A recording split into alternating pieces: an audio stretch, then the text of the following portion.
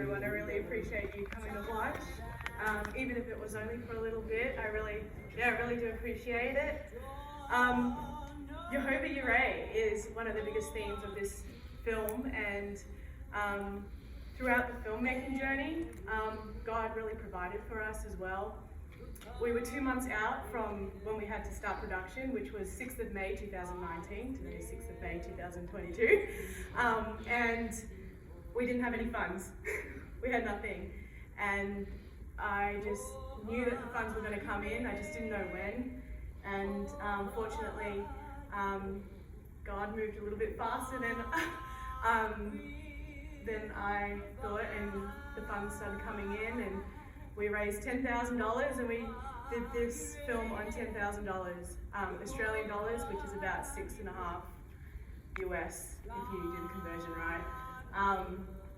The farmhouse was donated to us by this farmer in New South Wales who loved the story, and he's like, I'm going to knock this house down, you guys can do whatever you like with it. So we're like, well, what more can a filmmaker want? Our executive producer wrote this song like 17 years ago. She never released it, and then when we finished this film, it was called Jehovah Yireh, and it just went, and so this is her singing it now. Yeah. Does anyone have any questions? Is there a book? It's in the Bible. No. I know that. No, there's no book. And it is, even though it is an adaptation of that verse, it's got some creativity to it too. Is that the word? Yeah.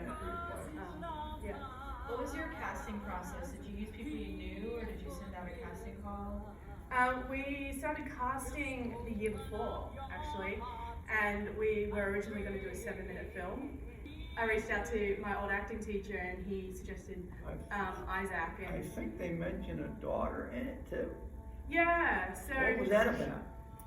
So that part's not really in the Bible. It's just, so that was fabricated for this film, and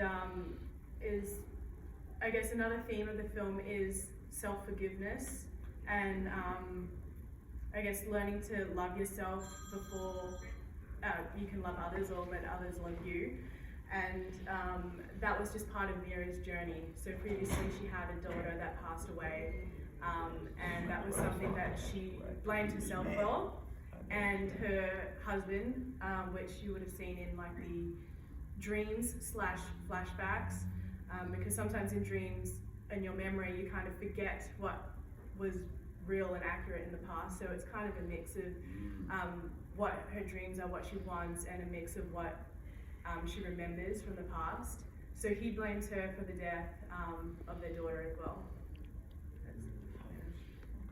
How did you come up with such beautiful imagery in the beginning of it all? Well, I had a really great team of filmmakers. There were 17 cast and crew in total, and with the 10 grand that we had, we used that to transport everyone 3 hours away to stay on this property, well, not on this property, but nearby, for a week. And we thanks to the locals, they helped us out with I like the touch you put in it as far as the dreams and the visions. Yeah. I like that touch because that was, giving her faith more to believe for the outcome in the end. Yeah, I mean, like in the Bible, there's not much to her and her story. It's really just a small part that, I think there's a lot of people out there that but God don't always feel works in isolated visions and dreams. Yeah. So that's why I thought it was a good touch that way. Thank you. Talk a little bit about the role that water plays in this film. Water, okay, so it has been a drought for a while. So it is life. Water is life. It brings life. It causes life to grow, and life needs it. She's living in this place, and all she's known for the past few years is no water. There's nothing, or hardly any water. And then without water, you can't live. So, you know, she's kind of submitted to that fate. But then in the dreams, that's what she wants. She wants water, she wants life, she wants to keep on with that hope. And, you know, eventually she decides to open up her heart and, you know, change Was happens. that tank, was that the water tank, the big picture of the tank? No, that wasn't actually functional. The farmer that lent us gave us the house, he actually had a fire truck. So when we did the water scene, he drove his fire truck over and we used that to make all the rain. Yeah. So I noticed you did a lot of long shots, which I absolutely love. How difficult was that did y'all have a lot of time to rehearse, like, with different things?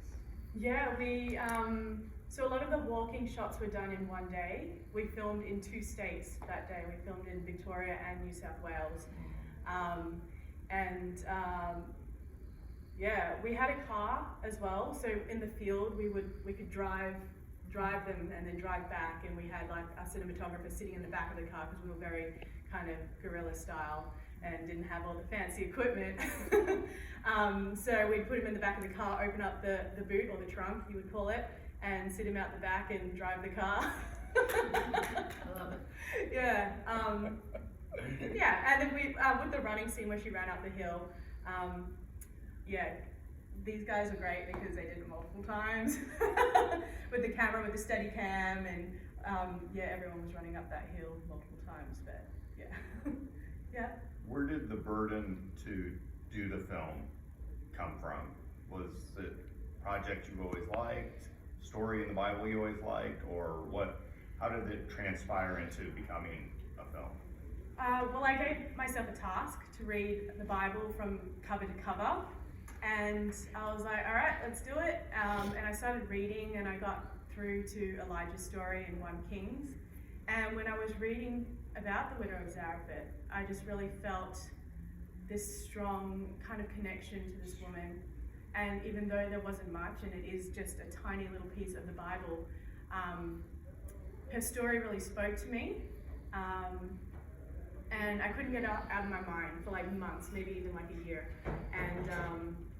And so I wrote it, and the people I work with, or my team, they aren't Christians. So when I went to go pitch it to them, I was like, well, I hope they like it because it's a faith film and they're not into that kind of thing. So I sat in my car before we went into our meeting at a cafe and did a little prayer, and then I went in and I said, what do you guys think? And they were like, yeah, let's do it. Because it turns out they each got something different out of it. Even if they weren't religious, they found, you know, different themes like hope or, you know, something else that they connected with. And it brings us back to reality in the sense of the simple things. Yeah. There's a song, there's a roof up above me, a good place to sleep.